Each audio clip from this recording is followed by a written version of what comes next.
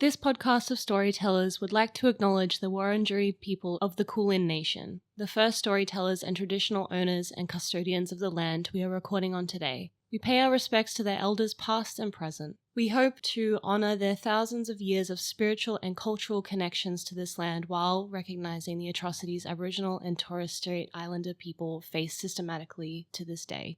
We acknowledge their sovereignty was never ceded and that Naarm was and always will be Aboriginal land.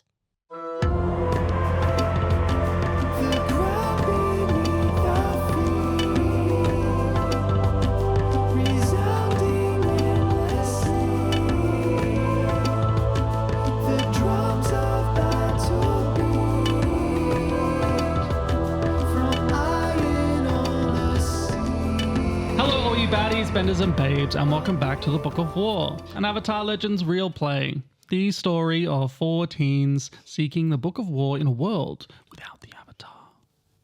My name is Jesse Thomas and I play Minh Fang the Foundling, he, him, a runaway from the Earth Kingdom who found a new home for themselves in the Northern Water Tribe while hiding from deadly family secrets. 10 out of 10! No, I'm a lover bender also. And it's 4 runaways these days. That's what I said. No, you said 4 teens. 14 of them. Damn. Welcome to the Book of War, where I can't do anything right and everyone hates I me. said 10 out of 10. Thanks, Georgie. Yeah, and you were wrong. Georgie's my only friend. Enjoyed that baggage. My Minh fact for today is that despite the fact that Minh is now full conditions, full fatigue, he's actually feeling pretty good. That's the first time in a very long time he has had the opportunity to fight not to the death. Yeah. I would like to say that once we resume, you will have resumed a little bit of fatigue, so that'll definitely happen. Wonderful. Because they're not like, they weren't big hits.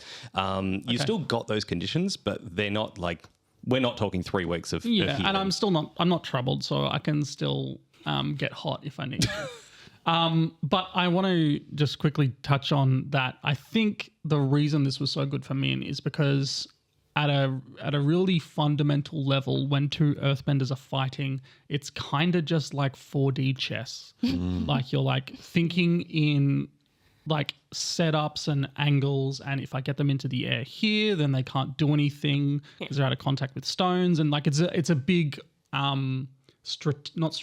tactical puzzle fighting each other. Minh is such a strategist, though. Yeah, he is. He really is. He's had it drilled into him. Yeah, he has. I think Minh is not consciously aware of that. No, he would call himself like, I don't plan anything. What are you talking about? Instinct fighter over here. Yes, he's heavy instincts. So it was really nice for Minh to just get to be an earthbender in a really fun way. So yeah, that's my Minh fact. Hello, everybody. My name's Ted Darling, and I play Banji. My Minh Thang. I'm so sorry. My Minh Thang. Damn, That's from Ted. Yeah.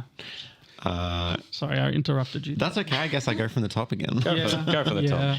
Hello, everybody. My name's Ted Darling, and I play Banji the Idealist, a runaway from the Fire Nation who has risen from the ashes of his old life. With the fate of the world resting on the edge of the blade, he fights for freedom, for justice, and for peace. Banji fact, I was actually thinking about RockSlam as well, and I think for Banji, it was really cool to see 2 benders going up against each other in like a spectacle way that wasn't a fight to the death as well. Because from the Fire Nation, everything's Agni Kai and like, you know, it's real bad times. And they don't really fight in this way for sport. So it was like really cool to be like, oh, this could be really fun. I want to do this, but he obviously can't in this current setting. And he got merch. Yeah, and I got merch. And it was fun. Definitely didn't throw any water in anyone's face. So don't worry about that. How's that guilty treating you? Oh, yeah, he still has guilty marks. Does Banji also get rid of guilty, or is he still guilty? No, he's still guilty. You know the answer. Yeah. Hello. Hello, my name is Georgie Hazel, and I play Nuro the Icon. Nuro the Eye. Nuro the Eye. They see everything. Sort of, kind of, yeah. You. They, she, he. Should I just start again? No, this is great content. A runaway of the foggy swamp, now confronted with the truth that they were never living for themselves, struggles to untangle from the roots of the destiny tree while facing the burdens ahead. is their place ultimately with their tribe or with the other runaways? My Nuro fact is actually a Suri fact. The poor darling has not been around much in the last couple of episodes. Suri is grieving very heavily. I think that they have been in Nuro's hair for the most part, very close to the bandana that's currently keeping it back, Tomo's old bandana. So yeah, staying very, very hidden. When we stop, I think, for the night, she likes to sit on Tomo's urn. If you'd panned just slightly to the right in that spa scene, you would have seen Suri on her back, finally relaxing for the first time in days. Tiny little towel across the head. Yeah, just having a moment to herself, So yeah, just touching base there. Suri is okay, but she is struggling. Yeah. She's struggling. I think that makes a whole lot of sense. Yeah. Well, now I'm crying. Thank you. Hello, everyone. My name is Tilia Quinn, and I play Kiyomi, the adamant, she, her, a waterbender making her way around a world that seems to fight her at every step. But is it her who's resisting the world, or is the conflict coming from within? Bum, bum, bum. I feel like I'm going to do that every single time. Apologies. Do we have a button? Just press one and see what happens. That is, do you know what? That hit home. That hits home really, real close. My Kiyomi fact for the day is growing up, I was watching the show at a very young age and clocked the waterbenders. Being Maori, I went, oh, Polynesian? Are they my cousins? So I was kind of always inclined to be a waterbender. Growing up, then found out that they're a little bit more Inuit, but there's still some Polynesian vibes about them. So there's a lot of Maori names in Kiyomi's past, but Kiyomi's name is actually Japanese because when I was creating her, I was studying Japanese at the time. So yeah, there's a little bit of back info for that. Cool. Thank you. Very nice. Yes. I like it. Hello, my name is Ash. I'm the Grand Master of the White Lotus. Gum gum. We're off to a great start. I love this session. So players, you'll have noticed that I've already handed out combat cards. Just hand them back because you're not fighting anymore. You're just straight up into the ground. That's that. We're destroying you is what I've heard Why not? mentally. My fact is that last night, Jesse and I, plus a few friends of ours, attended the Avatar World Concert, the one that's traveling the world and is playing the music and the videos, and it was phenomenal. I cried no less than 4 times. Yeah, it's 3 times for me. Yeah, it is so moving. And I was having a chat with Matt Harrison, who makes our music, and we were talking about there is something about a live orchestra that breathes. It goes with the audience in a way that a digital medium just can't. And so to feel some of those moments swell, watching the final Agni Kai, watching Appa's last days, and you feel every moment of it. And the parts where the orchestra goes silent, that breath is there. And you realize that you haven't taken a breath yet because you're flowing along with it. And if you ever get the chance, if it's ever coming to anywhere near your hometown, book tickets. Yeah, and just to expand on that, they could have very easily done this as like an hour-long thing where they just play the most iconic tracks and taken your money and left. But it is... Book 1, 2, and 3. It's a full 3 hours. You're reliving the entirety of the show, and it is very clear that everyone involved has a deep love and respect for Avatar. And I actually knew one of the singers, and I sent him a message just saying congratulations, and I was like, I cried 3 times. He's like, hey man, I was crying also. It was beautiful. So the people involved love it as much as the audience does, and that much is obvious. And I've never heard a crowd cheer for a live orchestra to that degree ever in my life. And I go to a lot of theatre. I've been to a lot of opera. Never in my entire life have I heard such a vocal crowd. Like in between songs, at the end of the show. I've never seen like an intermission bow be taken before. Like, wow. The orchestra couldn't leave because the audience was still clapping. Like, well, we got a bow, I guess. Never seen it. I'm so jealous. Oh, We don't have an orchestra, but Jesse, roll the music. There we go. Thank you. That's good.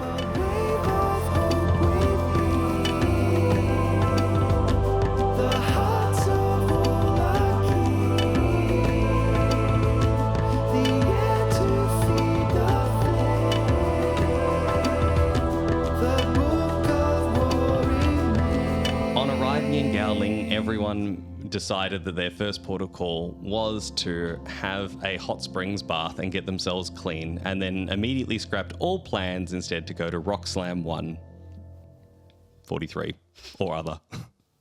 We've all been arguing about the correct choice. We've all been arguing about which number it was. Hey, audience, I appreciate that there's clearly some things that you want to hear. You have to understand that the moment we heard RockSlam, that was it. We weren't doing anything else. Like, Yeah, as soon as Minh was like, hey, I'm going to RockSlam 1. I was yeah, the RockSlam time. Like, as soon as Ash mentioned a belt, I was like, wow, this is the episode, isn't it? I'm going to go fight. And it ended with the People's Crunch as Ave Maria played, and Minh Fang flew out of the ring after putting in a pretty good fight. Didn't quite get there. Yeah. But there has been the sense of impending danger that no one could quite figure out. And we finally finished off with Dadge coming to tell you what's been going on lately. So we're actually resuming this, and I'm going to say it's a couple of hours later. It's well and truly nighttime. You're all in a tea shop, and Dadge has just finished explaining the last 2 episodes that the audience have heard. Great. And so finishes up basically with it. And then after we made sure we lost them, we ended up in Gowling. And so we've been getting repairs to the ship. Wait, so you lost... Hold on just a wee minute. Am I right in hearing that you took the book, Reality's Veil, and now it's gone? No. Oh. The other guy took the book, and now it's gone. Okay. All right. Well, Banji stands up out of the tea shop. Well, best get to it, lads. Let's go get that book back. Yes. Who... Tell me again, did this Fire Nation person have a cranium that looks like it should be hit with a second, stronger, more ferocious cranium? with a pair of sideburns sticking out either side. That too. You saying should I headbutt some sideburns? What? I'm asking if this man, this Fire Nation soldier, looked like he had these sideburns and that he could be headbutt really easily. Oh, this is that guy that we saw in CD Merchant Gear, right? Is that the one? Is that the same one? I really hope not. And you're saying he has a piece of the book? Yeah, you're saying he's got a piece of the book here. Yeah, but like, they're just some books, right? No. I mean, are they valuable? Like, And it's not just a piece, guys. It's, I mean, you all know what I wrote in there, and No, hey, they don't. Banji, they don't. well, Didn't- yous do. You know what it means if this is gone. I know what it is. Of course I know what it means, Banji. Of course I know what it means. However... So, Why did Hikaru let this happen? well, believe me, he'll be getting a very stern talking to I when we get told back. you, that lizard. Dragons are duplicitous by nature, self-included. So, Yeah. could we really have expected anything else? but aren't they just like? Why is this such a big deal? Okay. Dadge. Minh takes a second and he breathes and he gets the pot of tea and he pours himself another tea. Just very calmly and slowly. And he puts it down. These books Nuro looks over to Kiyomi very stressfully. have certain properties which make them dangerous for people like you and your friends on the ship.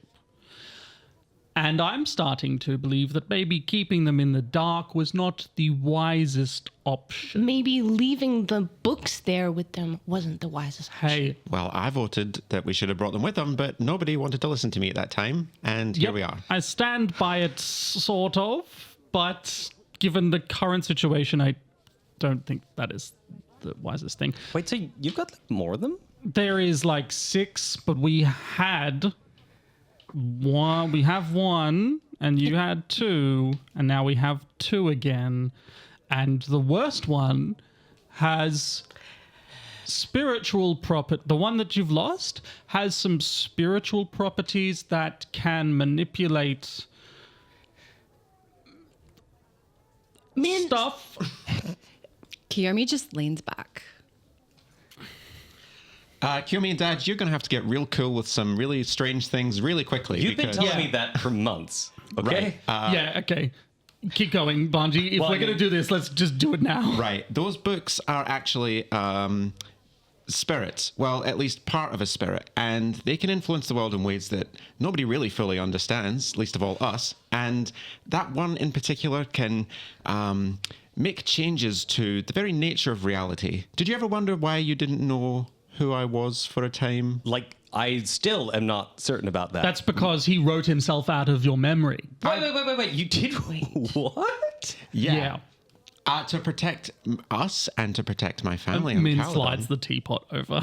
Wait. Both Yanni and Dadge just like start pouring tea here. There's no more room for secrets, okay? I wrote in the book that Banji McBlaze died in Foggy Swamp. And that just meant that everyone who knew me beforehand doesn't know me anymore. That's why Yanni doesn't know me. That's why Dadge, you forgot. That's why everyone had a mess going on in their brain. And now you're telling me that Zhao has that book, which has the fact that I wrote it. That so he's going to know that my family is still. Well, we don't Can be used technically against me. know because he doesn't know who you are. He's also got Kuron. Like, are you forgetting that? So Kuron has the book, and Zhao has Kuron. Well, I mean, unless they both drowned, but I know that Kuron's alive. Like, I know this. There's no doubt in my heart. Unless this Banji, is I the know book you can't swim, but is swimming like a thing for the Navy? I just Yeah. said it out loud, and it makes me think that yes, in fact, it would have to be. And if we know anything about Zhao, we know that he's tenacious. And I don't think just taking a wee swim's going to end him. That's my job. Yeah, All I right. feel he's got a long future ahead of him. A strange sensation. Okay. All right. So I'm going to tell you about the things we do have and do know. Yeah, this feels really like... I know that you've always said don't ask questions. This one's kind of a big one. We Like, were trying to protect you. Yes. we kind of not quite tore each other apart to find what was in those chests. We had no... Like, And Hikaru was supposed to stop that. Oh, We should he's a never have naughty, trusted naughty that boy. lizard. He'll be getting a smack bottom, tell me. wait. Hold on. The dragon's allowed a break, okay? You can't put it all on one individual. We can't put it on anyone, actually, Dadge, because the more we consider this, the more that we realize that there is no one on this stupid, war-torn place that can have the capacity to possess these books. What about Wan Chi Tong? We don't trust him either. Yeah, I mean, we don't really trust him, but... There's one Chiton. He's a big old spirit bird in a desert. He's got a library. Like, okay. Yeah. Look, we have this one. Banji? I knew This. So, Yanni looks at the Book of Spirits. He's like, I knew it. that one, we believe, has a record of every spirit, and if you write and you change their entries, then it changes the spirit. Oh, okay. Yeah, you get it now, Kiyomi, what The happened. other one, and Minh just sort of looks sheepish and tries to move on quickly. And the other one that you haven't lost, No, it's back in the box, and Hikaru's been double time. we I don't think it's slept. specifically haven't investigated because it's called The Fundamentals of War. And we feel that it's probably not a great thing to explore right now. Was it explored? Yeah, I mean, we kind of had a bit of more of a chat about it, and the others can maybe tell you more, but it seemed to have some good ways to handle leadership. I mean, I feel I really stepped up as a result. No. That might. Also, another thing we found is that no matter the intention, generally using it ends badly. Almost always. I What do you mean, mean? Any time we have used the books in any way, it's kind of gone bad. I wrote what I wrote in the book to try and protect everyone and my new family and my family on Caledon, but instead I managed to break everybody's brains for a while. And also a whole person was invented that I thought was my best friend, and they didn't exist. They taught me ice bending. What? The spirit thing, I was just trying to even try and change one thing, and then I knocked ink all over a page and nearly killed a spirit, and now that spirit is changed forever. And ever. And ever. And ever. So imagine what the one called The Fundamentals of War will do. I mean, And it's worth noting that that particular book is actually one of the Fire Lords, as in their personal possession. And look at the last 70 years. Not exactly an exemplary example of the state of the world and the nature of humanity.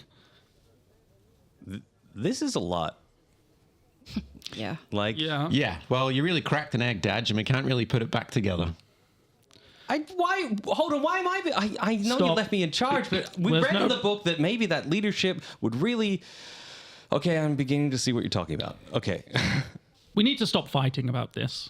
Dadge, tell us everything about the last time you saw the book and Quran and where they were lost, because we're going to have to go get them now. Yeah, so a little bit tricky. The firebenders, when they came on board, they started taking things out of the captain's quarters, and so we didn't have a proper You map. let them in my room? Kuron had it under control, That fish boy. and so we sort of had to navigate a little bit differently. So I don't know exactly where. Well, I can give you a rough estimate, but I can't sort of pinpoint it. We did start keeping logs since then, so that's going to be helpful. You weren't before? No, Arturo's never kept logs. Yeah, why would I keep logs? I just remember everything. Because you decided that you were the captain and that's something the captain would do. Well, yeah, if you're an idiot, I mean, alternatively, I could just tell you everything. What do you want to know? Minh just stops himself and he grabs his teacup. I need to just calm down. drinks. I'm an adult. Yeah, literally. He just grabs a teacup, he takes a drink and puts it down and just stops talking. I think Nuro grabs their stick and tries. They remember that they were able to find paths with it before. Yes, neural, good. Stick. Stick good. Yeah, stick. Use it. Use it, stick. Okay. Nuro would like to Assess the situation, or I'm waiting for some specific wording. I'm not putting anything in your mouth. I know. As Nero's doing this, Kiyomi's kind of like just tilted her head to the side, watching intently. Nuro wants to try and meditate Okay. on the stick and is trying to remember Zhao in their heads, the book, and Quran, this person who is just so vividly in their mind as well. Yeah, it's funny. You don't remember looking at them a lot on the ship. Like they were just No. that weird. Like they were always the slowest fishermen on board. But Yeah, Nuro used to judge that a lot. yeah, like would never get any help from the waterbenders. Would just do their own thing. But it's like you can't not picture them right now, Yeah. which is weird because you didn't look at them all that much. But why wouldn't you? He was pretty great. Roll with harmony. While we're rolling, I've just got, you know, the meme that's really hot right now? Ba-da-da-ba-ba-ba-ba-ba. All of us around the stick. Just ba-da-da-ba-ba-ba-ba. Yeah. Shoo-ba-dee-doo. I'll get my cloak out. Nuro sitting cross-legged, I think just trying to ignore all of the bodies standing around them and really honing in, and they rolled a 10. oh yeah. It's much easier than when you were in Plains Village. Sound just goes away. It almost fades off. And you separate yourself. Watching when Aang's talking to his past selves, you see like a gust of wind and like the the other avatars The would corporal forms of would sit opposite. Yeah. And that's almost what happens. You close your eyes, and when you open them, you're not quite in the tea shop anymore. You can still tell that you're there, but it's not quite. This separation from yourself happens, and directly in front of you, you see the destiny tree. And without it saying anything, you know what it's there for. And functionally, without hearing it, in your soul, you feel, what would you like to know? Oh. Nuro goes into a little bit of fight or flight, I think, is really not expecting this, but it somehow makes so much sense. It's like this was what was happening inside them, almost. Yeah.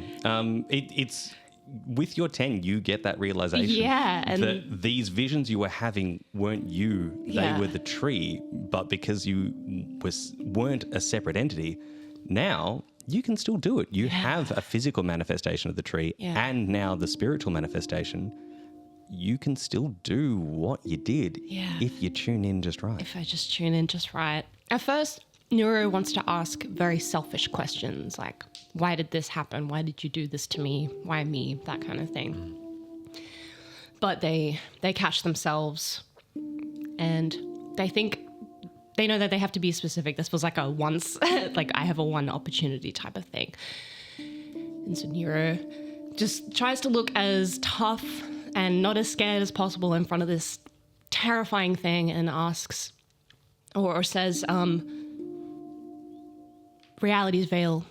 It was stolen by Zhao, Sideburns. We need to find him. I need you to help me find him. In almost an identical way to when you first went to see Yanni, you zoom up and out. And for anyone looking, it almost looks like we're looking at the avatar map. And you see it zoom over to what looks like a small fleet of 3 ships, and one of them is leading out the front. It doesn't go through the decks in quite the same way, but you see that these 3 ships are on their way to somewhere near Amashu. All right, Nuro, gets that image and just stares at the thing, I think, just in bewilderment of... You have a second question. All right. You rolled a 10. Okay, that's fun. Okay. Ooh, I'm so sorry. I thought I was only going to get the 1. No, I didn't realize I had rolled it like an assess. I apologize. All right, here you go. Even better. You begin to see like the clouds fade as you're returning. So you have to think of a question now. Quick, go. What's on Neuro's heart to ask? Are you still in me? Are you still in here? As it wisps away, you are left alone in this space. And this is your spirit form right now. And you can see that you're holding the stick, and it is a slightly different color from you. And your answer is, no, you are you.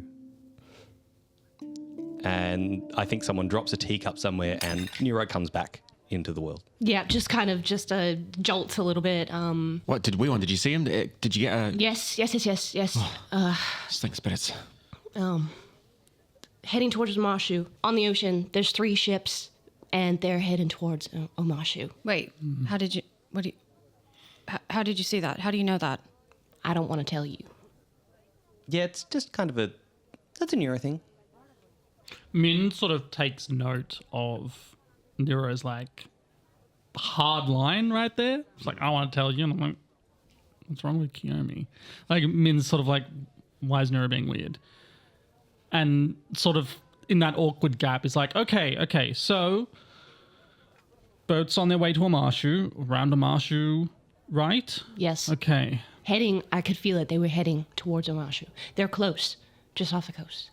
Yeah, so we're further south. Just a reminder, you know these visions might have already happened, or they may be yet to happen. Thank you, Ash. It wasn't clear when that image happened. They could be there. They could be way off. We could meet them at that spot. I don't know. Anyone have a map? Yeah, Yanni unfurls one. Yeah, I think Nuro just hones in on that exact spot that it was like where I saw them in the ocean, and just marks right there, really messy, right there. And Dadge takes the brush and says, and we were about here, and indicates a general area in the ocean crossing. Okay. Right. So the good thing is they're not getting any close to Amashu. They're not going to let them anywhere near the coast that close to an important city. Minh, Zhou could just write, I walk into Amashu. He doesn't know that. He doesn't know how it works. Okay. Yeah. Is that true? I'm making assumptions here, but from... So you can just write anything, and it's just... Hey, that line of thinking is going to mean that you're eventually going to try and do that. Well, so don't think like that. But not even that. It's like if someone else has the book, you do have to think like that, right? Is that not... Okay, fine. Let's entertain this. If I was a young Fire Nation person and I have a small command of ships, what would I want? I'd want to prove myself, right, Banji? Yeah. You'd want to prove yourself. So if you want to prove yourself, what do? You need some sort of military success. Yeah. The Fire Nation is all about conquering, especially the Earth Kingdom. Right. So we know they've taken like northern stuff and they've set up colonies in the last 70 years in the northern sections of the Earth Kingdom. They can't really push through the middle section because of Omashu. You said I was the first Fire Nation soldier there in... To my knowledge, yeah. So, if you wanted to make a name for yourself, you'd need to do something big, which would change the projection of the war, which would be to take Omashu. So if he does know what the book does, and he wants to become important, or more important or bigger, that is what I would write. He's greedy. I could see it in his eyes. That's all he cares about. Yeah, I mean, like, when he was after that map, he was very much so pushy, but like... Slimy. Friendly pushy. Yeah, slimy is a good call. Yeah. So let's work under the assumption that he knows what to do and he can, at the very least, maybe work it out. He's a smart guy. And let's go to Amashu, or at least go there and try and cut them off. But if he has written in the book, nothing we do will change it. So our goal can't be to help Amashu, because if we do that, then we're in direct opposition to whatever he's written in the book. Let's assume he's written in the book and he has written something about taking Amashu. Therefore, our goal cannot be to help Amashu. I think Nuro feels really bad because they could have asked. Like, they could have asked that question, like, has he used it yet? And they thought so selfishly. So I think they're just sitting there kind of listening, kind of not, just like... I'll tell you something, Minh. As selfish as it may seem, my goal isn't to help Amashu. My goal is to protect my family and secure what I did. That's my goal. So it's not going against whatever he's written. That's my goal, is to get it back and make sure that the sacrifice that I made actually means something. Right. So our goal should be we get the book back and then we alter what he's written. And therefore, his eventuality cannot come to pass. When you wrote in the book, it took Arturo, you're going to have to remind me on this. It took like a few weeks before an actual solution came to be in the form of Levy. Probably maybe 2 to 3 weeks. Which means we have time. We've got a little bit of time. Maybe. Yeah, okay. But I mean, this is a bit different than altering a bunch of people's memories. This is changing something that hasn't happened. So maybe we don't have that much time. Either way, if he was where you said he was on the map, that's only a day out of Omashu. So we need to go like now. Now. Well, ship's ready. It should be fully repaired now. Yeah, Banji stands up and motions for everyone to like, let's go. Yep. Kiyomi doesn't for a minute. She's like staring into her teacup and her brows are just like scrunched down. And then she realizes that she needs to get up and... Yeah, Yanni looks at this and she goes, I mean, your boat's in that Omashu dock, so we could probably just give you a lift there. Yeah, that'd be great. Thanks. We should probably get Eka. And she whistles twice again, and as we all come out of the tea shop, and you see this giant eelhound. Weirdly enough, Eka doesn't come. Uh-oh. Eka. Who are you whistling for? My eelhound, she's been following us around just in case we needed. Eelhound? You have an eelhound. We've got an eelhound. Yeah, we brought her with us, but we didn't want her to scare you guys when we were coming to help you with Nuro, so... Yeah, it's because they're big and scary. Yeah. Yeah. Yeah. Where is she? Eka? She kind of like just walks As away. you step outside, this is sort of the first few steps that you've taken that you've made this whistle. 3 things happen. 1, Nuro, everything goes dark for a second as something gets thrown in your face. Like water? Or... No, like you don't know what it is, but for anyone looking, it's like ash or soot or something like that. 2, Banji gets swung around, and as you get swung around, you realize your back is to a wall, meaning that it's much harder to draw your sword just in the positioning that you're currently in. Yeah. It's not a super narrow alleyway, but it's a much tighter fighting quarters than is helpful for you right now. Yeah. And the 3rd is Minh, you get yanked up. For anyone looking, you almost see that anime flash of string wire, like that it almost looks invisible, and you get pulled onto the rooftop. Everyone pick a stance, please. Advance and attack. And as we get around to it, Defend and maneuver. Evade and observe. Defend and maneuver. Actually, sorry, I'm changing. I'm going to go defend and maneuver. I'll just tell you right now, immediately, Banji thinks that Kiyomi did this because she whistled and it happened. That's actually very true. yeah, that's so true. Yeah. What are you doing? Calling my eelhound? That you've never mentioned until now. so just to outline where everyone is right now, currently on the rooftop, we have Minh Fang and their assailant. In a slight alleyway just around to the side of the tea house, we have Banji and their assailant. And in front of a semi-blind Nuro and we'll say that the other NPCs are also here, but they're not going to be reactive. Dadge was not prepared for a fight just yet. Same with Yanni. As much as they can combat, they don't have that killer instinct that the rest of you do. Kiyomi, you are also in this exchange. Let's start with the defender maneuvers. Kiyomi, you're actually going first. Hey! It is very dark out here. You get glances of a slight person darting through the shadows. Okay. So one of Kiyomi's moves is called Ice Gauntlet.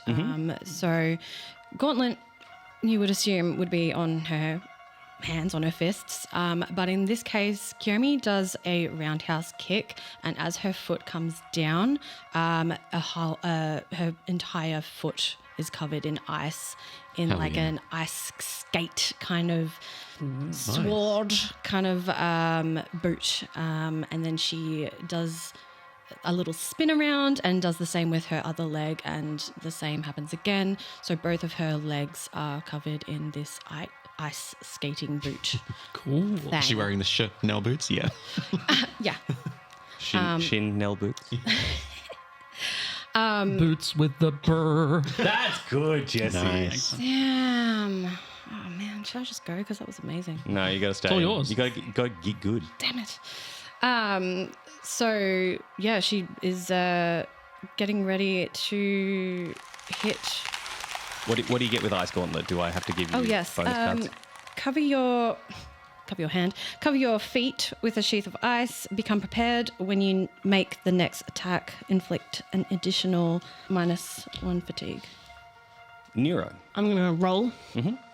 Come on. That's a 9. Nice. So I'm going to do a mastered move, which is called Wall of Perfection. So create a perfect wall of defense around yourself and any allies directly next to you. Mark 1 fatigue to block a single attack or keep an enemy at bay who tries to penetrate. So, yeah, I think after getting just this stuff in the face, Nuro's immediate response is to create, just grab the, like, swash the water out of their Yeah, you swoosh and you wash it. You swash it. I swash to create, this wall of water fairly thick in front of them. And I think, can they wash their face in it? Maybe on a 10, on a 9, no. But it's definitely giving you some reprieve. I feel that... I think Nuro also goes to protect Kiyomi, but she's just not there anymore as well. Yeah. Yeah. I'll tell you what, I think it's encompassed the others. So you've got Yanni and Dadge okay, amazing. hidden behind this. And Fabulous. you know that it means that, you've got a chance to do something now while this is up. Yeah, and I'll mark the fatigue to stop any attacks. Sounds like a wonderful plan. Banji. Yes, let me roll. I hate that. Okay, so for those at home, he threw it into the dice bag and it just sort of softly plonked down. That wasn't a roll. That's better. Oh. There we go. That's, wait, maths?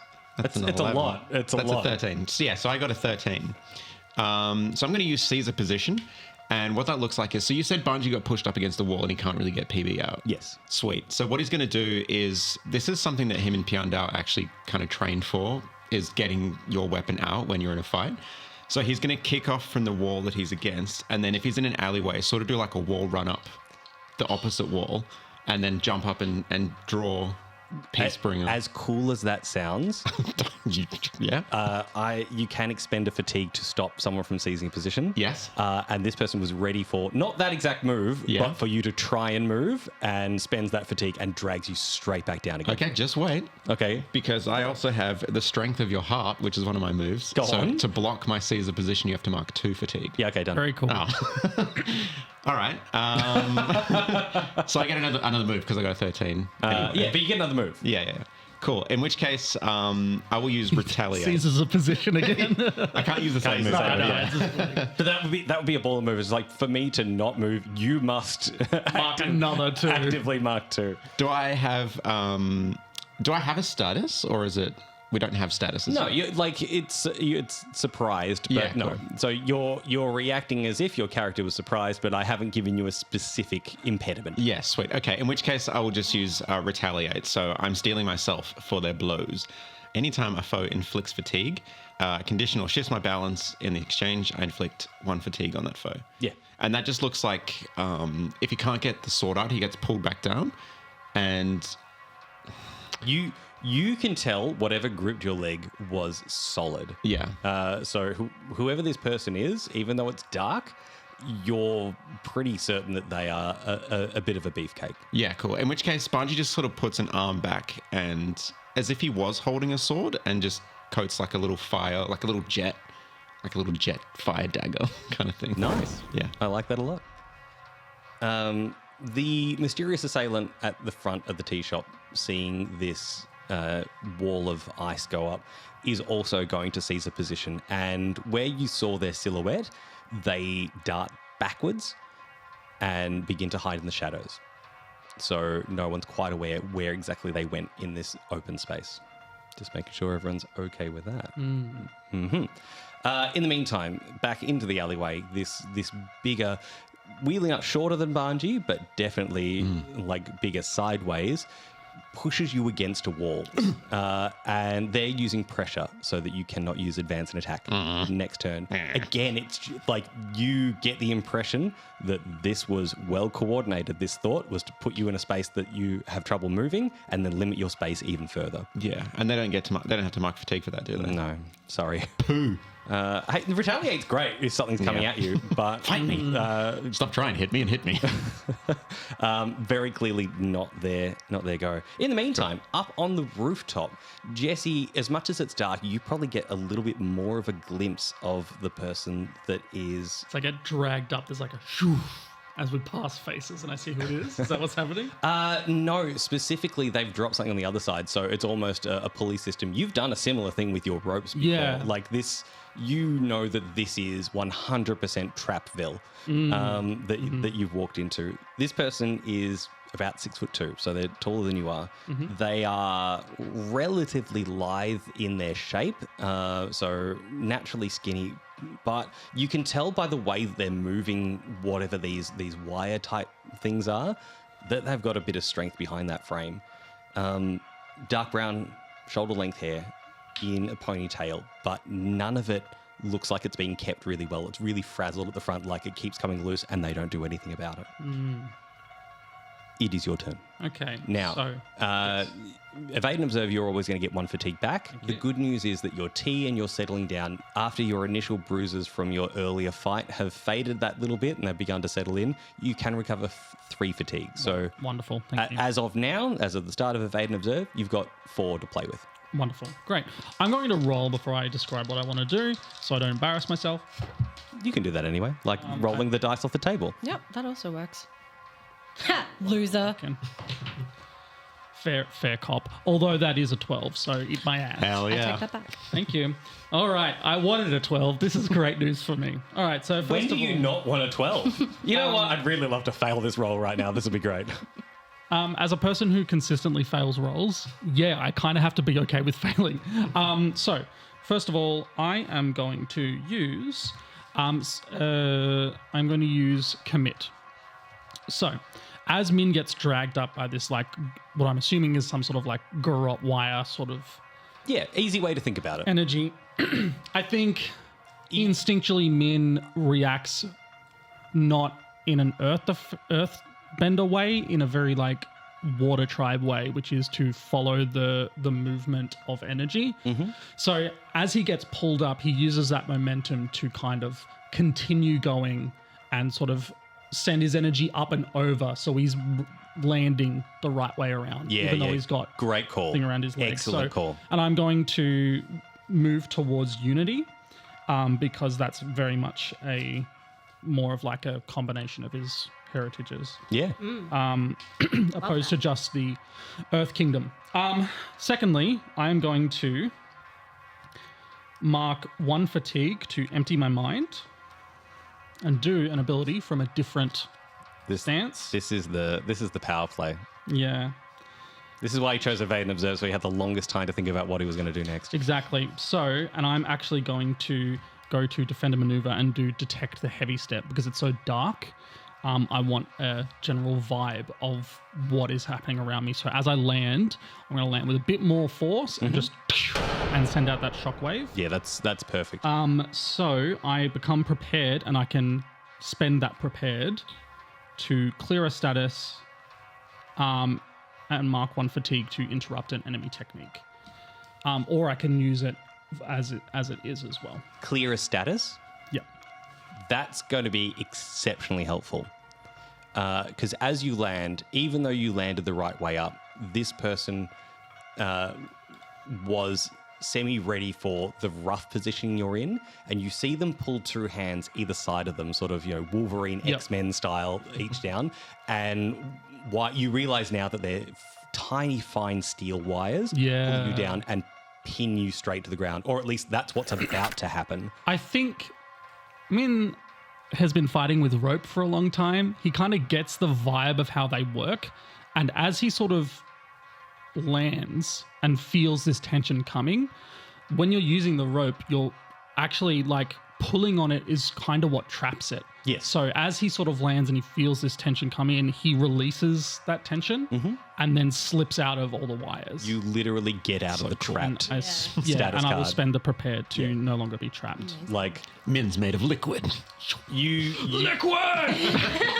you can tell immediately, based on the face this person pulls, they were not expecting that. Like, this is normally the one and done trick that makes life very, very easy. Yep. We're at the top of the order, everybody. Defend a maneuver. Advance and attack. Evade and observe. Defend a maneuver. Oh, sorry, no. Advance and attack. Defend and maneuver. We're starting with Banji. Yes. All right. Come on. Oh, that's a... Not a 12. That's not a 12. That's a 8.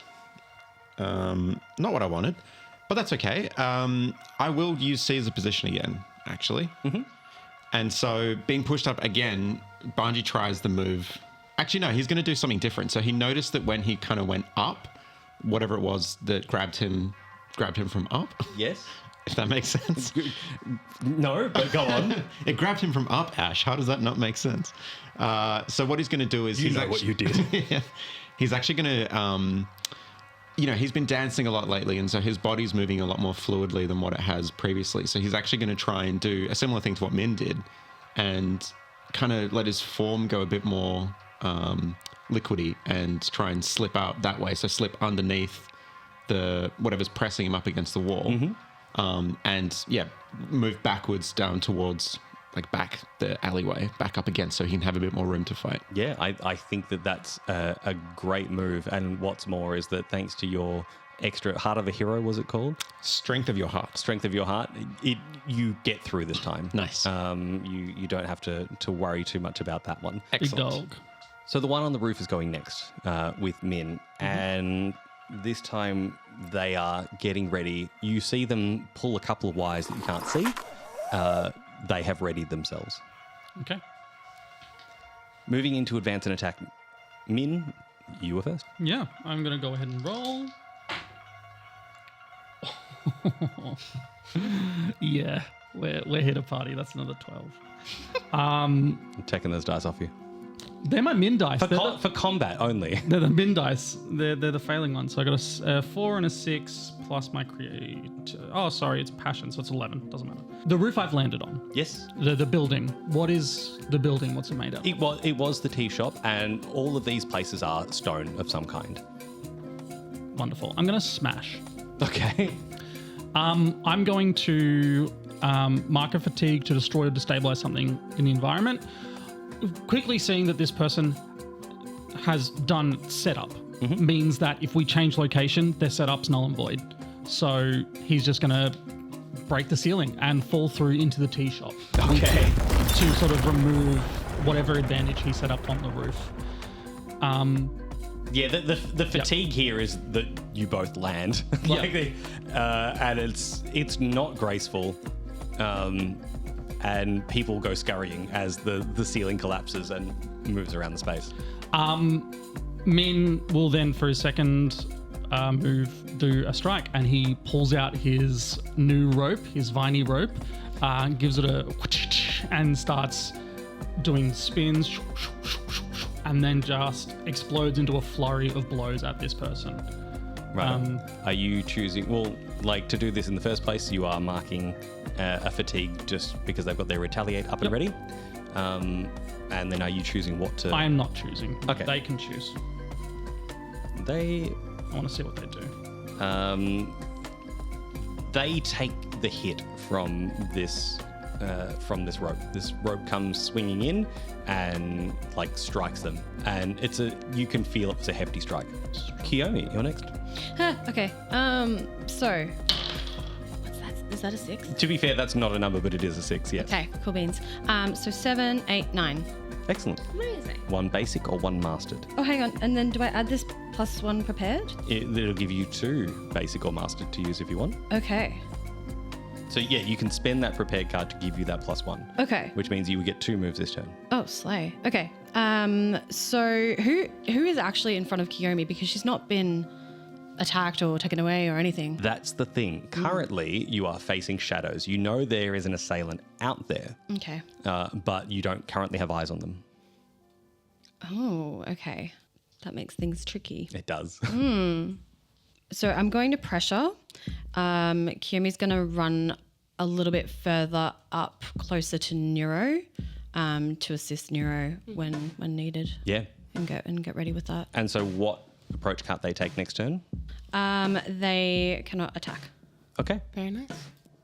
Perfect. That'll take place next turn. Cool beans. This one actually comes as a strike. And I think what happens here is that I will get you to mark that fatigue for Yeah. Nuro. Yeah, I have marked that, And yep. you see at the last second, Yana goes, over there. And Dadge pushes out between the two of you. You and Dadge push this this defense that you had out, and it impacts that and shatters it.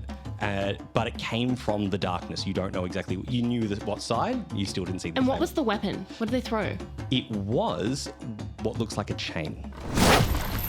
Like a really dense, heavy Ooh, chain. and are they just kind of like dragging it back now? Yeah, basically. Okay. Or film. All right. We are now moving to evade and observe. Okay. So I rolled a 5, but I didn't. I actually have +2 to harmony, so I rolled a 7. Oh, good. Actually. So I'm going to get rid of a fatigue, and I'm going to bolster or hinder. Yes. So I think seeing that chain come out, Nuro is actively waiting for it to strike out of that darkness again so that Nuro can isolate, like ice it, basically. Isolate? Isolate. Wants to either make it so heavy, because they've got like that big wall in front of them. I think they almost want to just like trap it in part of that wall that they have. Yeah. Or something like that to just kind of like... That's exactly what happens. Yeah. After this first one, you see it come from weirdly another direction. It's like it was really quick that it managed to come from two different directions, yeah. Not completely. Someone can move that fast, but it's someone that knows what they're doing. Yeah. And being that ready, you catch that chain. Yes. And it goes limp and can't be dragged back out again. So yes, you've taken away that weapon from them. Yeah, taking away the chain. Yeah, and it's just kind of, I think it's just, rock. It's in ice, basically. Cannot be moved. Okay, great. Yeah, I like that a lot. Amazing. Finally, the stocky person that is fighting with Banji. Yes. They see that you've moved that little bit further away. It's like, bring the action. And they're testing your balance. Nice. So in this case, it is functionally... Which direction are you in currently? I'm towards action. You are taking one step closer to action. Hell yeah, let's get it, brother. They functionally goaded you in that test of balance. I think in response, Banji does that that move from Mission Impossible where he just like reloads his arms. It's just like Nice. and it's better to go fight. I like that a lot. So third and very likely final stances for this exchange. Defend and maneuver. Defend and maneuver. Advance and attack. Advance and attack. Yeah, brother. Hell yeah. Oh yeah, brother. I'm not going to reload my arms and then just not attack. That's actually Actually, fair. you know what? Never mind. Or just do that thing when like movies when they're just like and just keep reloading stuff. Shame. Minh, Yeah. you are crashed into a tea shop. There is... Chaos is an easy way to describe it. I think as there's this flurry of blows and this movement within the tea shop and people are just like, I'm getting out of here, Minh is going to try and take another second just to really see what's actually happening in this fight. So I'm going to roll. I'm just picturing like someone with like 2 teacups running out, like that guy in Jurassic World. Yeah, literally. Literally. Excellent. That's a mixed success. So that's an 8. Defend and maneuver. Minh is actually... As this guy, I imagine, is dodging a lot of Minh's attacks as he's like following through. He's a bit wily, I'm kind of getting, because he's wiry, he's tall, he's kind of fast. Is that... He's not moving as fast as like some combatants, but you know that like the easiest way to describe it is that he's strong. So his movements have a fluidity. Think like a rock climber, right? You know how they're usually pretty skinny, but they can like cool. They can move really well. They're skinny, but like their body's optimized. Yeah. Yeah. The cool. exact way to describe it. So Minh just can't get another hit in after that first He's few. blocking really well, I'd say. So as he's sort of doing this, so on an 8, I actually want to do a basic move, not like a technique, Ash, if that's okay. So I committed earlier in the fight and I want to use that. Can I do a plead with this person? Basically, as they're sort of fighting and they're getting really defensive and we're sort of stalemating, Minh's looking around and they're kind of just destroying a tea shop now. So Minh's like, still kind of ready to fight with his rope. He's got it out. He is sort of slows down just a bit. He's like, so, what's this about, big guy? We don't need to destroy someone's shop just to have a conversation, do we? And I'm going to roll plead. And this is with the -2. Technically, the role you've done is the role that you would be doing. So with the plead on a mixed success, they need something more evidence that this is the right course. Guidance in making the right choices or resources to aid them before they act. And I think my commitment to the conversation is that Minh actually stops swinging his rope and sort of like slowly unprimes from fighting to just be like, let's have a talk before we continue to throw down, shall we? And sort of puts his arms out. This guy looks at you and he says, we can start destroying this tea shop. You come with me. And he unfurls a scroll, and it is not the best picture of you you've ever seen, but it is very clearly a wanted poster for 5,000 gold pieces. Specifically, it says alive. A bounty. Interesting. Do you know who is the poster? You look, and it appears to be, like, without sort of looking at the actual names that are there, you get the impression that it is an Earth Nation name. Oh. That's not what I expected, and that's actually unfortunate, because if it was Fire Nation above the table, I was going to turn myself in and then just get dragged to Zhao. Damn it. But it's Earth Kingdom, so Minh's tone sort of changes as soon as he sees it. He's like, okay, let's go outside and perhaps... And you see him take out some wire, like what could be described as like a restraint. It's like, it's the only way you're going outside. I have more than 5,000 in my bag. That's great. If you would prefer Turn that. around. And this is functionally where you need to do something to prove to them. If you want to continue this conversation, it is in a restraint. It's been real, and Minh just runs outside. Bails. All right, you run functionally into like this sort of watery, icy, shieldy wall, and it's very dark outside. Kiyomi, you're out there and you see Minh you're close enough that you see Minh sort of dash out behind you. Okay. I think Minh comes into this like bounty hunters, and then sort of just the context immediately. Everyone's like, oh. Everyone but Kiyomi is like, oh, Kiyomi actually, you can see panic just go across her face. And she kind of looks around frantically and takes a step back. But we're already defending and maneuvering. So she is going to, on that note, roll. Focus. 9. So she's going to seize a position and she's going to, with her ice skatey boots, kind of use those to hop along the walls, like bounce to and fro with the ice attaching to the wall. Nice. And go up to the rooftop because she's obviously heard, this commotion. Now Minh is on the ground, so she assumes the rooftop is safe and she's going to go up there. So as you hit the roof, you see a very familiar looking Eelhound just sitting and waiting. On the roof? On the roof. Oh, hell yeah. Advance and attack, Nuro. Do you want to have a little moment? Can we give Kiyomi a moment with? We'll come back to that moment. Yeah. Okay. Yeah. Okay. All right. Me? Yeah. Rolling with passion. That's an 8. That's enough to do with something. That's enough to do with something.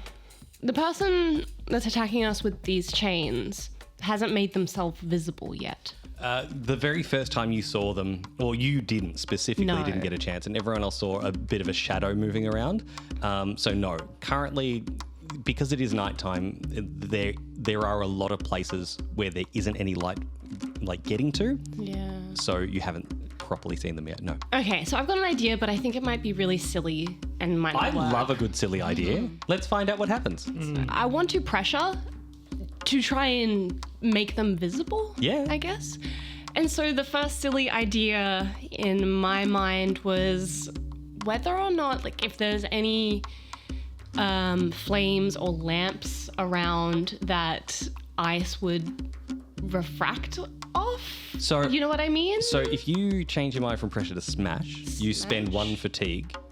Yeah, absolutely. You could be like, right, if I put a puddle here, a mirror there, this or that, you will create more and more light in the space. Yeah, that's what I'm trying to do, is create the light to... Spend the fatigue. Okay, all right.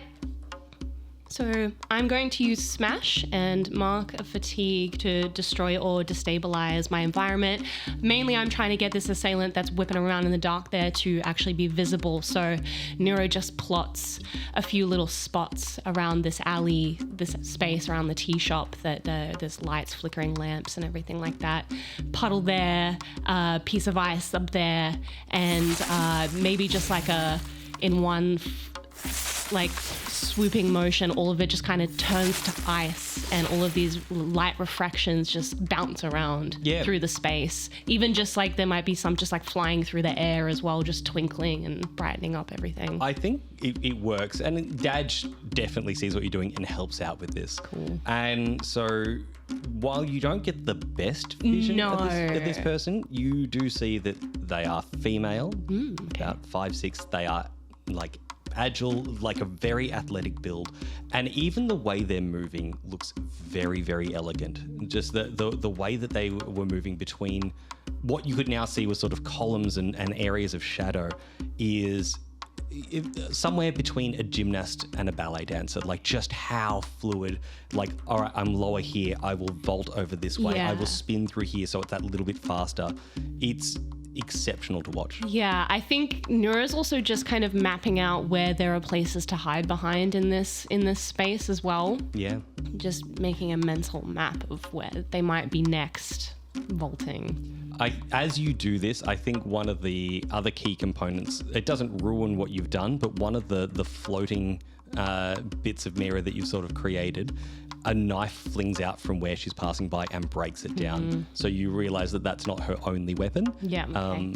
Like was the chain, but it's also, you can still see roughly where she is now and get that sort of vision of this jet black hair flowing behind her. Let's move on to the next advance and attack. Banji, he ready? Get him, big dog. That's a 9. So that's okay. I'm going to use Strike. So how this looks is Banji actually, after he reloads his arms, he's just like, oh, buddy, you have no idea how long I've been waiting to hit something. And then he runs, and like he was trying to do before we ran up the wall, he like runs up the wall and then uses that momentum to come down and just smash a fist into whatever this person's face is. And I'm going to mark the fatigue to force them to mark 2 fatigue as well. Nice. That is an excellent move. So you just like, they're just dancing in the dark and all of a sudden Ben's just like, And as I do, like at the very last second, I want to like a little bit of flame. That's how I force him to mark fatigue. Is I'm trying to keep my firebending under wraps. Just at the very end, he's gonna like a little fire just on the cheek, just to smash him. As your fire sort of lights up a little bit more in this alleyway, you get a much better look at this person, who is shorter than you, but definitely muscular with very, very broad shoulders. You get the impression this person is designed, and how they've been throwing you around, they are there to physically pin people down and sort of maneuver them how they want. I'm guessing Banji doesn't recognize the person? No. Not at all. Cool. They've got like all of their hair across their head, and including this beard is that sort of short, same length. You know, it's almost that 5 o'clock shadow across the entirely everything, but they are very neatly kept. It's not like a rough look. It is a styled choice. Damn, throw me around a bit more. Daddy. The scars that are also present shows that he doesn't mind taking a hit or two. Yeah, cool. Yeah, I bet. Put Jesse in the corner. Yeah. And he sort of smiles and goes, yeah. And an uppercut comes back your way, and he does not have the fatigue to tell you what happens next. So you get to choose your choice of 2 fatigue, 1 condition, or a shift of balance. I'm going to take the fatigue. Okay. Just take it on the chin. Nice. It's two combatants having a good time fighting here. Yeah, there's definitely like a Banji was watching Minh in the previous session at RockSlam, and he's like, I want to fight something. And I was like, hell yeah, let's fight. Well, I like the visual this devolves into a fist fight. You're not trying for your swords or not trying specific firebending. Same, he's not trying to physically maneuver you, pressure you, or like slam you against the wall. And this fist brawl just spills out onto the street where everybody else is as you have a bit of a tussle. Minh, you've popped your head out, and in doing so, Well, I'm running. I'm running out. Oh, even better. And running past, and I've said bounty hunters, and I've kept going. As you run past the... Minh's been waiting for this day. He knew. He's known they're coming for him. He knew this was coming. Sorry. No, you're fine. As you run past, and you run past this sort of semi-shield wall that's being made, you don't get many steps forward before you feel a and there is a dagger that has like lodged the back of your clothes to a nearby wall. In that classic cartoon, I have just been pinned here. And the second you go to reach for it, another one hits your sleeve, and you're like, oh man. Maybe not quite like 4 or 5, but like definitely enough that you're like, well, I hate this. So it stops you in your tracks there. As it currently stands, let's flash back up to the rooftop. Kiyomi, you know this Eelhound very, very well. Yes. And matter of fact, its tongue sort of flopped out. You're like, happy to see you. Mm-hmm. Kiyomi wastes no time at all and climbs up on the back of Eka, this Eelhound, and does a quick whistle, and the Eelhound takes off. Kiyomi is bolting out of there. The Eelhound doesn't. It's happy to see you, and it takes a few steps forward and then sits back down again. Eka, come on. Go, you stupid hound. Stop. And she's just struggling with this hound. Like, I think on go, like by comparison to that whistle, that sort of go, like, it moves down. And for anyone that's seen eelhounds in the avatar flesh, they can scale vertical surfaces. And so it just starts moving down and moves into this space over towards this assailant that's coming through. And as you do, you just hear it, Kiyomi, what are you doing here? Kiyomi's like just gritting her teeth and shutting her eyes and just like shaking her head. No. You shouldn't be here. But, I mean, why? Like, you're ruining it. Oh, this was your move. Yes. Oh, well, and you see around Minh, some of those wires wrap around, like, around your waist, just so that you're hooked in there. I think that the brawl that's been happening sort of begins to peter down between this stocky person and Banji. And Nuro, you sort of see as the three of them begin to come into space, and Kiyomi is sat atop this eelhound. You hear that mild exchange that you're not meant to be here, and Yanni sort of looks and says, "What's going on?" I don't know what's going on, actually. What is going on? Wait, why is this about me? Hey, why do these bounty hunters know you? She kind of, again, closes her eyes and sighs and just says, look, I have a few things in my past, you have a few things in yours that you don't want to share. But whatever this is, I'm not a part of it. Right. So, what are you a part of? She doesn't know how to answer that. She kind of just looks down, and it's like she doesn't really know herself. Yeah. And she's actually gonna she's gonna be cheeky. So I've got a move called No Time for Feelings. And she's absolutely gonna do that. She is when you have equal or fewer conditions marked than your highest principle, mark fatigue to push down your feelings for the rest of the scene and ignore condition penalties until the end of the scene. When you resist an NPC shifting your balance, mark a condition to roll with conditions marked max 4. You cannot then choose to clear a condition by immediately proving them wrong. So she's just gonna shut down. She's not going to say anything. I'm not going to say anything. Not going to say a thing. Okay. She's made it clear that she is not part of this, though, Yeah. and that she doesn't want them here. I think Nuro is not taking their eyes off you. They're watching you very, very closely right now. Yeah, Kiyomi's kind of like, just like staring at these bounty hunters, like shaking her head. The tall one with the wires walks past. It's like, you let us have our mark, and we're out of here. No more anything. Hello? Your mark is right here in front of you. Can we not talk about us like we're not here? He's over there.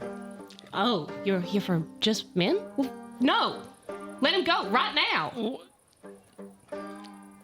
Nuro just walks over to free Minh. I think that as you do that, the big fella, because I reckon that the punch on just sort of faded out as they started listening. So it's like, whoa. Like, I don't hear this. We're like standing next to each other, just like punching each other in the arms, just like it's almost, it almost gets down to like just a bit of a tussle, like sideways, like pushing, just like that. Yeah.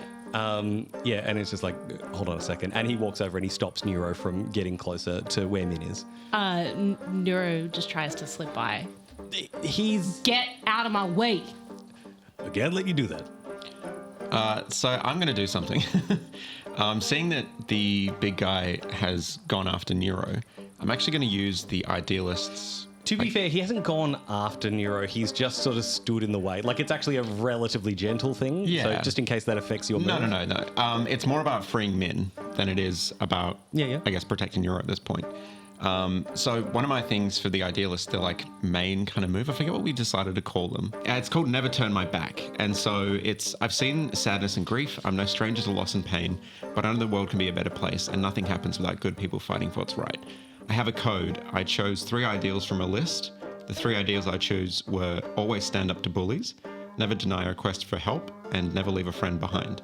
And when I live up to my ideal at significant cost, someone who witnessed it, my sacrifice, approaches me to confirm their allegiance to the group's purpose. And then I write down their name and I can have additional bonuses with this. So I think what this looks like is that sort of forgoing any sense of safety for himself. Like he's seen that this person has knives, this person's like a big fight. Banji just breaks into an all-out sprint and crash tackles the person with the ropes that's like holding Minh.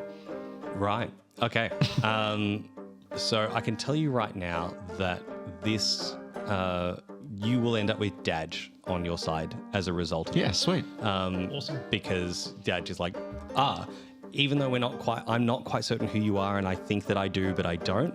See you like going and committing yourself to this means that Dadge goes, that's a leader that I will never question. Yeah, nice. So Hell yeah. Dadge is now an Uber ally. Yeah, and I think as Banji sort of tackles, he uses like a flame-covered hand to sever whatever rope that they're like holding. Weirdly enough, It doesn't? It doesn't. Like Wire. he drops the wire, but you realize you try that and you realize that this wire is actually probably designed to stop people from using heat-based things to break it.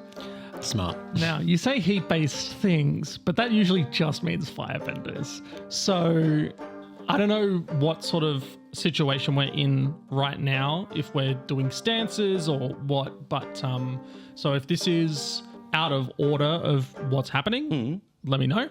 Can I mark a fatigue to live up to my principle for heritage? And which is an earthbender. And I just want to rip myself out of the wall and free myself with the wall. I'll let you roll for that. Yeah. Like a wall suit. I guess this is rely on skills and training, perhaps? What would this be? This is push your luck, I feel, because it like Yeah, right. moving the wall's one thing, but moving the wall plus all the other things attached to it are tricky. Yeah, fair enough. All right. All right, everyone, I hope you're ready for this colossal failure. Well, one of them's stuck on its side, so I'm just Gonna gonna. roll it again? No, roll it again. It's a shame. Yeah. It's not actually. It was a 6. So yeah. that's an 8, and then you said Push your luck. push your luck, passion, it's +1, so it's a 9. A 9, yeah. Unless someone gives you a little bit of extra Extra oomph. fatigue. I think Banji, Banji's got this person in like a bear hug, and he's just gonna roll so that like pulls the tension on the rope as well, and it's that rope is like helping him kind of pull. He sees what Min's trying to do, and it's just like, yeah, love that market critique.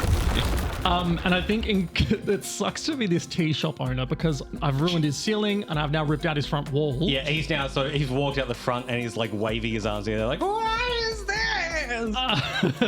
And I think Minh just to continue this resistance, I think he's got all this stone along his back that he's stuck into, and I think he just stamps his foot down and just pulls more rock all over it and makes like the toph rock suit. Yeah. And he's just like, nice. Get to the boat, and he just starts running through the streets to try and like this big thing harder to stop, I think, is the premise. I think if I can, Nuro would also love to just like blast ice into the face of the big dude and start running as well. Yeah, the ice that's floating around. Yeah. I like the idea that it flashes with all the sort of like, because it's been trying to refract that light, you basically just angle it all in and go yeah. And so he gets flashbanged for certain. Yeah, I grab Yanni's hand and I think we just we bolt. Dadge takes off as well because he's got to lead the way. He's the only one that knows where the boat actually is. Yeah. And yeah. I think Nuro stops and then looks back at Kiyomi and just asks, "Are you coming?" And then eyeballs the other people here and says, "Or are you staying?" She looks back at them, at the bounty hunters, shakes her head, and is like staring daggers, particularly at the female one, and hops off Eka and runs with you guys. Eka has plonked down because Eka thought that they did really, really well. Yeah. And so they're like sitting there like panting, and the female of the group, who Kiyomi will know is Hayun, is trying to get Eka to move, and Eka's waiting for the treat that Eka gets when she's done something well. And between the three, I feel that Ted, just to wrap this up nicely, you literally wrap this guy up with a touch of his own wire. Yeah, nice. It's not enough to hold him, but it's enough that you can get up and push off. Yeah, sweet. As you all start to run towards the boat. You are running away from this scene of chaos as guardsmen and concerned civilians and a few other varying people are just either having a look or trying to rush in to help and see what they can do. And Dadge is in full sprint. He is ready to protect people and get you to the boat as fast as you can possibly get there. And before long, you arrive, all out of breath, run up the gangway. Dadge yells a few commands. Gangway up, we're leaving now. All waterbenders, sideways maneuver. And the boat pushes out in a way that only waterbenders can make. And you set sail as the four of you functionally collapse onto the deck, out of breath.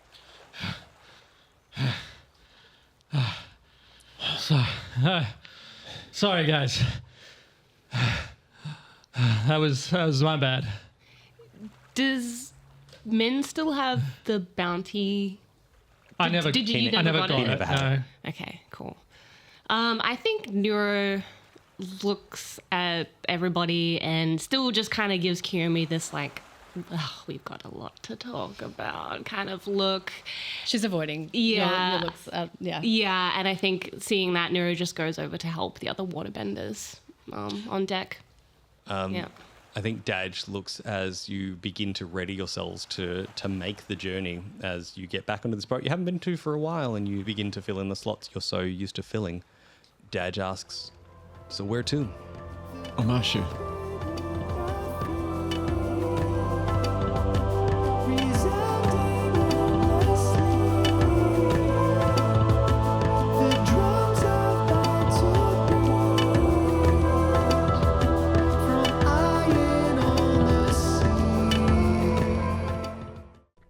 The Book of War is Georgie Hazel as Nuro, Ted Darling as Banji, myself Jesse Thomas as Minh Fang, Ash Cooper as our Game Master, and our special guest Tilia Quinn as Kiyomi. The theme song and outro, The Book of War, remains, as well as Minh Fang's theme, Banji's theme, Nuro's theme, and you heard a little spicy little sneak preview of Kiyomi's theme, are all by our wonderful musical producer Matt Harrison. Some exciting news that we only recently found out. Myself and the rest of the gang will be at Oz Comic Con on June the 7th, Saturday, June the 7th. We will be running a panel from 4:15 to 5, which is basically about how to start your own TTRPG podcast. And it's sort of talking about our journey through the process and how you can start and what you can do if you want to do this yourself. So please come along. Or if you know anyone going to Oz Comic Con, let them know we'll be there. And yeah, come say hey, we'd love to see you. We will be on the anime and gaming stage, by the way, just so you know. And a big hello, Fandabby Dozy, to our latest Patreon, Jamie. Thank you for coming and supporting the show. If you'd like to support the show like Jamie, you can head on over to our Patreon at the Book of War podcast. We are about to record a pro-bending one-shot set in the right at the beginning of the pro-bending circuit. So if that interests you, come say hey. We got a bunch of other stuff, character prequels, one-shots. You get some fun bloopers, and obviously reading the Book of War, our sort of commentary listen back on our episodes. So yeah, come say hey. Our next episode will be out on June 7th, so we will see you then.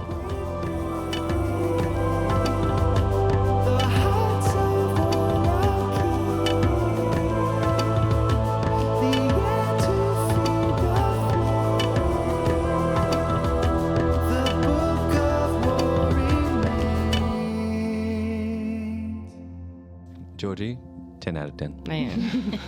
It's a real Jesse Where's that round of applause sound button? Yeah, it's here somewhere. Oh, that's the wrong one. So close. Now we gotta wait for this. Yeah, sorry, Did someone just like log on? I think that was my brain shutting down. My favorite part of Georgie's intro was when it sounded like they were going over a gravelly road. It was like, Nuro. Best get a Nuro fact. Yeah.